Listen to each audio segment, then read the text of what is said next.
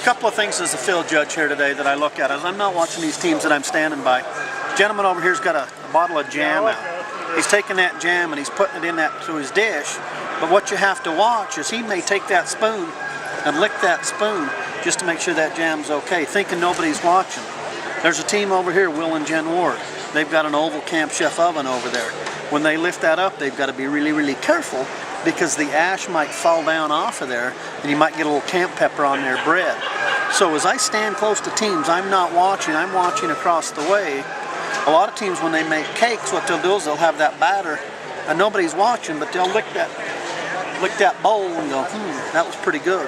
And then a lot of times what you'll do is you'll say, hey, watch, they'll do it again. They'll taste that batter twice just to make sure that it's working okay. But you know, as a field judge, you have to watch different things that people are doing. Team over here's got sanitizer they're spraying on their cutting boards. And so there's a lot of things going on that people, the general public, don't see.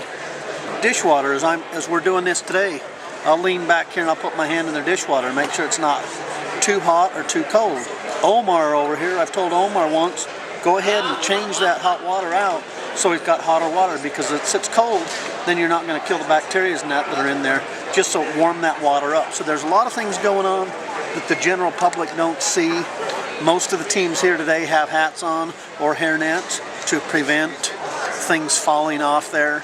I'm a bad example because I have a beard, but a lot of times when you cook, if you're cooking outside and it gets really hot, sometimes that sweat will sweat off the beard and has a tendency to fall into the Dutch oven. So you've got to be real careful and real safe, and that's why we're field judging today, is to prevent things like that happening when they come up to the judges' table.